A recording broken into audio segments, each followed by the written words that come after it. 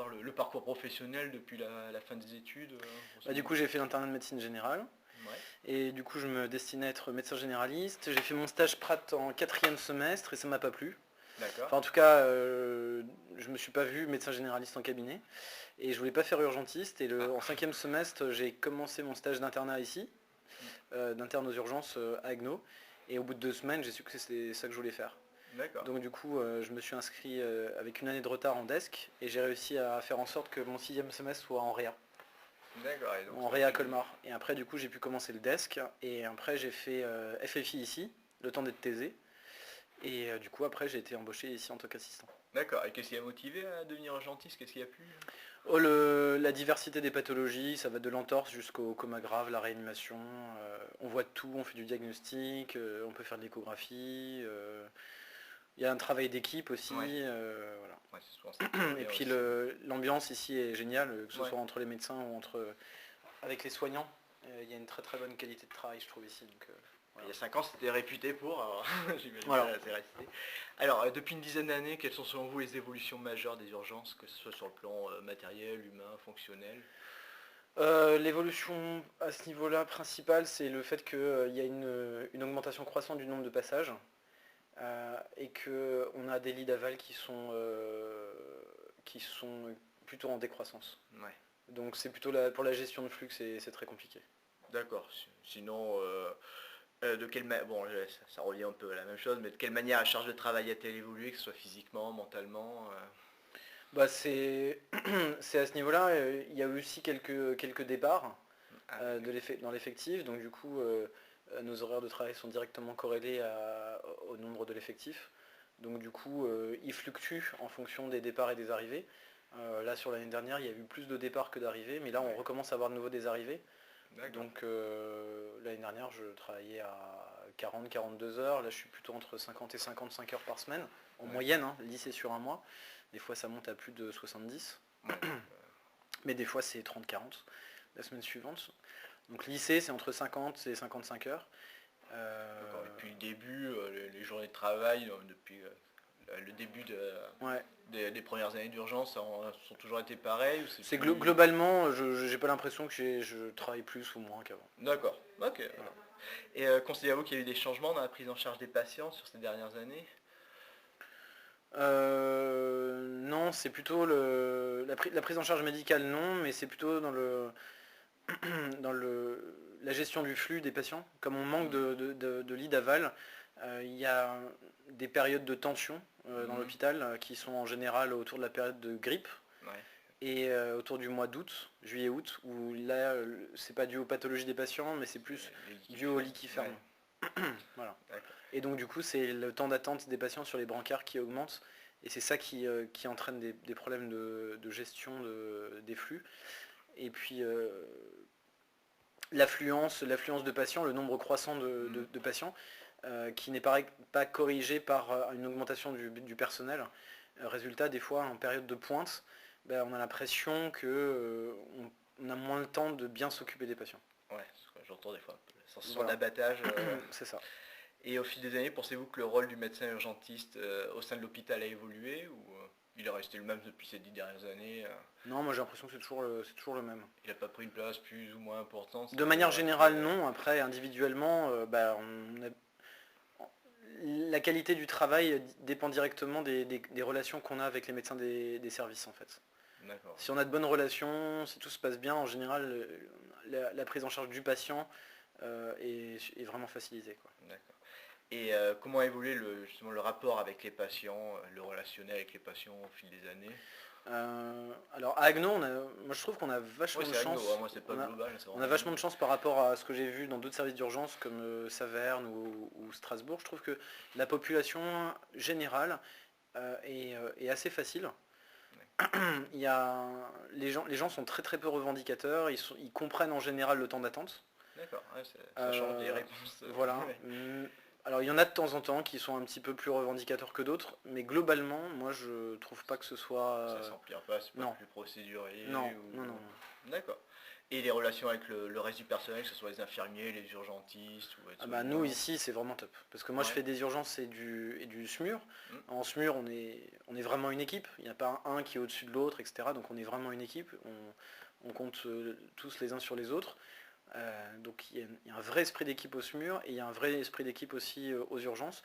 Le seul problème aux urgences, c'est qu'il y a de plus en plus de personnel soignant qui est jeune, qui manque d'expérience. Et des fois, ça peut être compliqué de gérer par exemple un déchoc ou un patient qui est grave en fonction de l'infirmier. Dû au manque de personnel, le cadre est des fois obligé de d'assigner l'infirmier du déchocage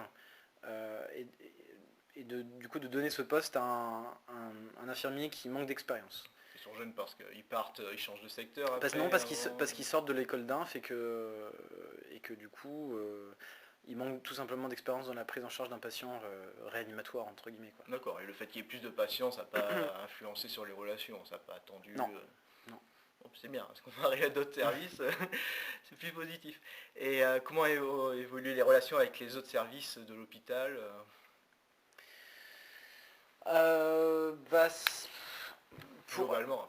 par rapport à mon cas personnel, c'est de mieux en mieux parce que dans les étages, il y a un renouvellement aussi de médecins. Ils sont de plus en plus jeunes. Donc forcément, moi, je me situe pas comme un vieux, mais pas non plus comme un très jeune non plus. Mais globalement, c'est 30-35 ans. Il y en a de plus en plus dans cette tranche d'âge-là. Donc forcément, on s'entend mieux. Et forcément, ça facilite la prise en charge aussi. Le fait qu'il y ait un renouvellement de médecins aussi dans les étages. D'accord, et le manque de lits, la division de lits d'aval, ça crée pas des... Ça crée pas de tension entre nous en tout cas. Voilà, eux s'il y a des lits qui ferment, c'est surtout parce que ça manque de personnel soignant, pas de médecins. D'accord. Et vis-à-vis des médecins généralistes du secteur, comment décririez-vous votre relation, s'il y en a une Il y en a une, alors c'est biaisé parce que souvent les médecins généralistes dont on entend souvent parler, c'est ceux qui envoient beaucoup de patients aux urgences. Donc on n'entend pas beaucoup parler de ceux qui n'envoient pas beaucoup aux urgences. Je dirais que les relations sont un petit peu compliquées, pas conflictuelles, mais compliquées parce que je trouve que la communication entre les deux est très mauvaise. Elle se fait comment principalement, c'est des courriers d'admission. Pas trop par téléphone Très peu par téléphone. Rares sont les médecins qui appellent avant d'adresser. Ou qui appellent pour avoir un avis, pour savoir s'il faut adresser ou pas. Souvent ils appellent pour dire le patient arrive déjà. Donc on a un peu l'accord. Voilà. Et nous on essaie toujours de faire des courriers de retour. Qui fonctionnent soit par courrier papier, soit par ApiCrypt. Donc on essaie de faire les transmissions les plus précises possibles parce qu'on n'a pas toujours le temps d'appeler. Donc je pense que c'est aussi la même problématique du côté des médecins traitants. Voilà. Et il y a l'autre problème principal que je rencontre avec les médecins traitants, c'est que j'ai l'impression qu'ils ne se renseignent pas trop sur le fonctionnement de l'hôpital. Donc du coup, les problèmes qu'on peut avoir, c'est des médecins généralistes qui adressent des patients pour éliminer une thrombose veineuse profonde chez un patient à 18h le vendredi, sachant qu'on n'a plus de médecins angiologues. Voilà, donc des fois ça manque un peu de communication pour améliorer la prise en charge du patient en aval. Et on se retrouve avec un patient qui vient, qui attend un examen, on lui dit qu'il ne l'aura pas, donc des fois ça amène un peu d'incompréhension. Possiblement aussi des fois des tensions avec le patient, ça reste quand même des situations qui sont plutôt rares. D'accord. Voilà. Et selon vous, quel regard portent les médecins généralistes sur les urgences et les urgentistes Franchement, je connais pas beaucoup de médecins. Enfin, les seuls médecins généralistes que je connais, c'est des médecins généralistes qui étaient internes en médecine générale, que j'ai connus par ma promo ou parce qu'ils sont passés par ici avec lesquels j'ai gardé des relations. Donc eux, forcément ils connaissent un petit peu et on a ils ont un bon a priori sur les urgences. Le reste, je sais pas trop, franchement. D'accord. Et quelle est votre opinion sur la gestion des médecins généralistes vis-à-vis des patients qu'ils envoient aux urgences? Gestion, vous voulez dire en aval ou en privé Si c'est bien indiqué, si ça a bien été géré, que c'est justifié que ça soit adressé aux urgences. Je pense que dans l'ensemble, c'est plutôt indiqué. Des fois, ça manquerait juste d'un petit coup de fil pour savoir si ce qu'ils veulent éliminer ou pas, et urgent ou pas, ou si c'est possible tout simplement ou pas, en fonction du plateau technique dont on dispose. D'accord. Et entre maintenant et il y a 10 ans, ça n'a pas changé. Donc, le nombre de gens qui sont plus ou moins bien indiqués, donc ça s'est pas aggravé ou amélioré. Je trouve qu'au niveau de la communication, au niveau de la proportion qui sont adressées par les médecins traitants, je n'ai pas remarqué de changement particulier. D'accord. Et comment a évolué la gestion de la permanence des soins en coordination avec les médecins G dans le secteur? Ben, j'ai l'impression qu'il y a de moins en moins de médecins qui font de guide garde. Donc pour la permanence des soins, moi je le vois beaucoup en SMUR. On fait beaucoup de sorties SMUR qui devraient être gérées par la permanence de soins, par les médecins traitants. Des certificats de décès. Des trucs tout cons. SOS médecin qui... Oui, mais alors ils appellent, mais le 15 souvent nous dit que ils sont pas disponibles ou c'est pas leur secteur ou bref. Donc du coup on se retrouve souvent à aller faire des certificats de décès en SMUR, ce qui n'est pas notre mission. Et bon nombre de maisons de retraite aussi à gérer la nuit ou le week-end. Parce que le médecin généraliste n'est pas disponible ou SOS médecin n'est pas disponible. Et ces prises en charge un peu inadaptées, ça a tendance à augmenter ou c'est... Bon, ça toujours... J'en ai toujours vu et j'ai l'impression que la proportion est toujours la même. D'accord, ok. Et alors, au niveau des urgences, comment imaginez-vous l'avenir? Pas ce que vous espérez, mais comment vous pensez que ça va évoluer dans les prochaines années? Je suis en pleine actualité, sans faire exprès, mais... Je suis pas très optimiste parce que là déjà il y a eu le desk de médecine d'urgence qui a fermé, maintenant c'est passé en DES. Ouais, ça sera une question après. Donc du coup je trouve que l'attractivité des urgences diminue parce que je pense que quand un interne hésite entre médecine G et urgence, il aura plutôt tendance du coup à choisir médecine G parce qu'il aura plus d'opportunités par la suite. Ouais. J'ai appris que maintenant c'est les derniers classés qui choisissent urgentistes. Voilà, j'ai l'impression qu'au niveau national et gouvernemental, on ne prend pas en compte le fait qu'il y a de plus en plus de patients qui vont aux urgences, mais qu'il y a de moins en moins de lits. Donc on met des moyens, mais on ne met pas de lits à disposition. On ne met pas des moyens pour ouvrir des lits, ou pour ouvrir des services, ou pour mettre plus de soignants. Donc ça c'est le deuxième facteur qui me dit que je suis assez pessimiste. Et puis les conditions de travail, ça reste du public. Donc je trouve que, bon moi j'ai pas à me plaindre au niveau du salaire, j'ai pas un salaire exorbitant, mais je trouve que par rapport à la population générale, il n'y a vraiment pas à se plaindre. Par contre au niveau des soignants, je trouve que c'est lamentable. Voilà. Ouais. Et c'est pas du tout attractif. Moi je vois les infirmiers du SMUR, les ambulanciers du SMUR, ou même aux urgences, ils ont une qualité de travail qui est quand même pas très bonne, dans le sens où ils font beaucoup de garde. Leurs nuits, elles sont mal rémunérées. Il n'y a pas de récompense financière, on va dire, suffisante. Il n'y a pas de prime de risque suffisante. Et je trouve qu'un ambulancier, un infirmier ou un aide-soignant qui fait ce métier-là devrait être payé plus que 1 500 € par mois. Donc du coup l'attractivité est pas bonne et donc du coup je me dis voilà, dans l'avenir, vu que les conditions se dégradent, ça donnera encore moins envie aux gens de venir.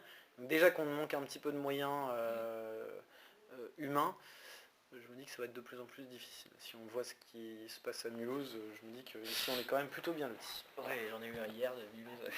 C'est la tristesse absolue. Voilà. Justement, quelles seraient les modifications majeures à réaliser pour améliorer? Donc il y a la rémunération, le nombre de lits d'aval.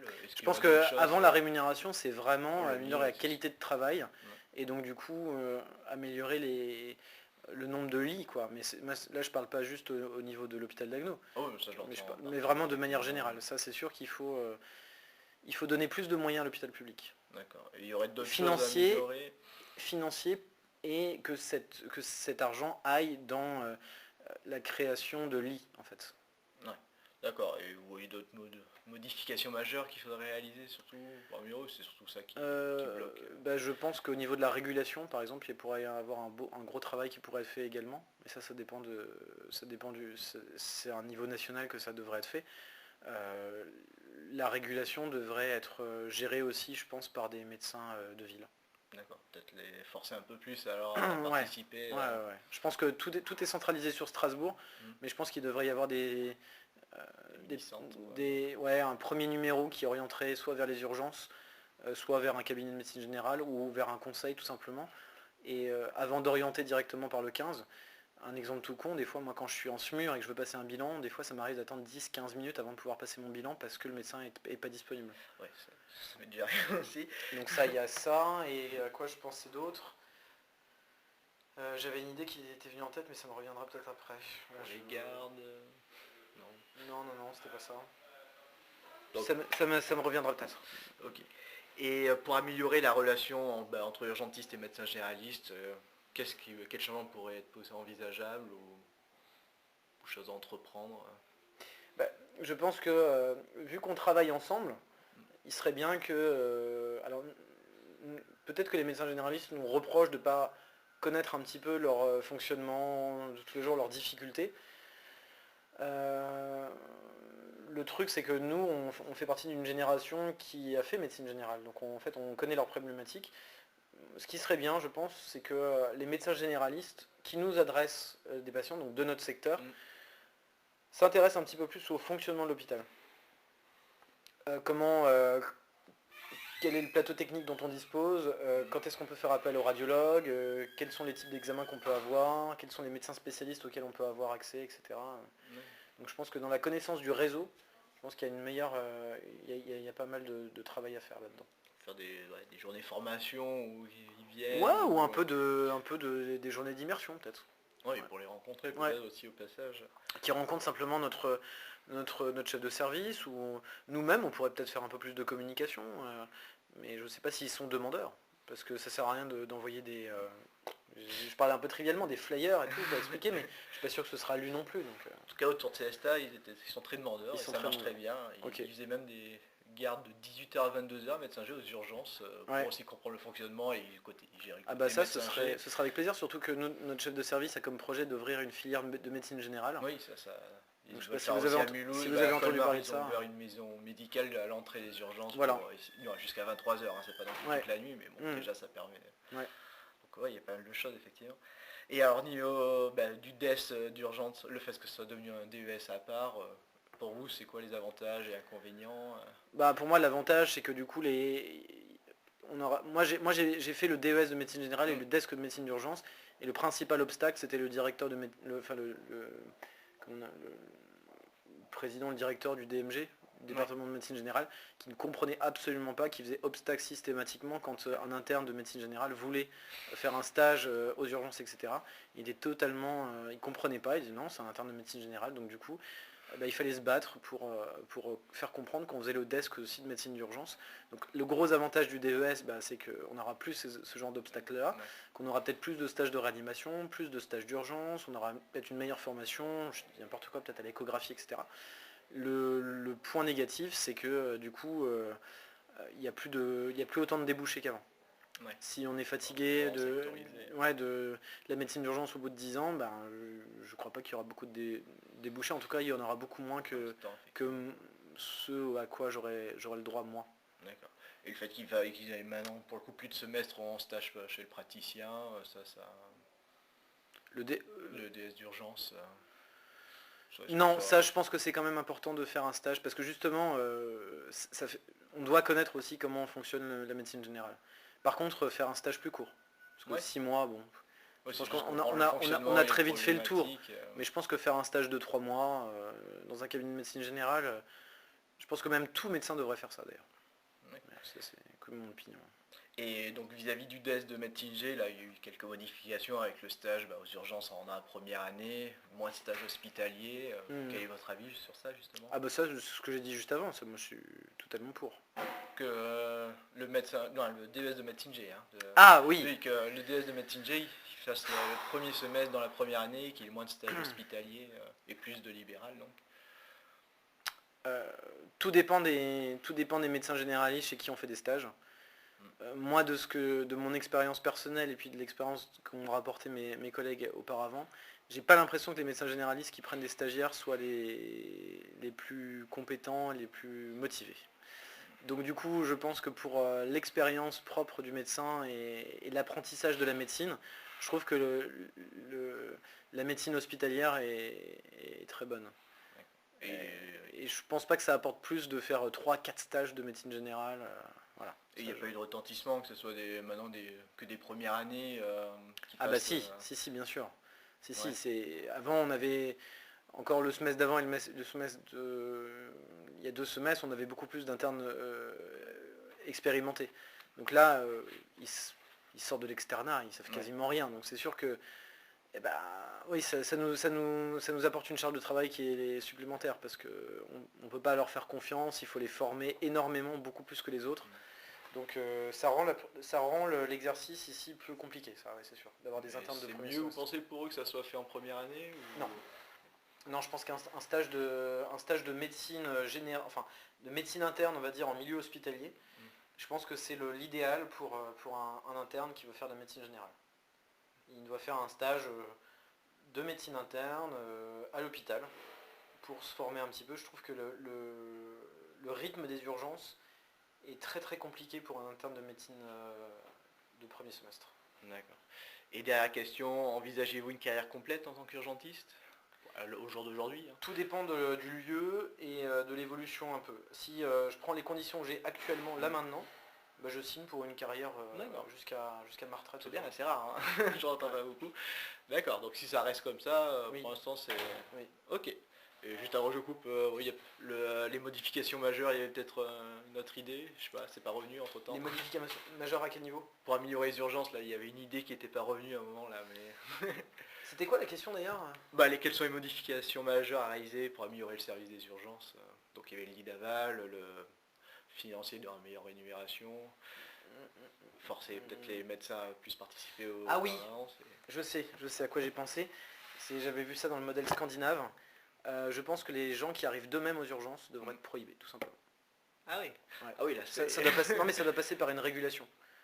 Des régulations au un téléphonique ou... Une régulation, un médecin qui dit allez aux urgences. D'accord. Les gens, il y a une bonne proportion, je pense, un tiers qui viennent d'eux-mêmes.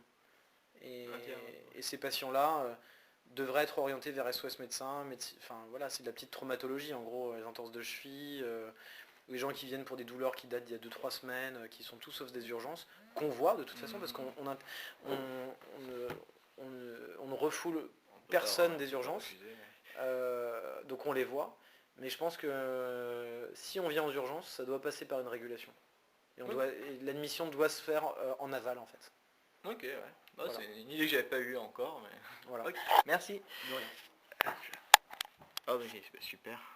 Ça n'a pas été trop long, je sais pas trop combien. Non, c'est parti.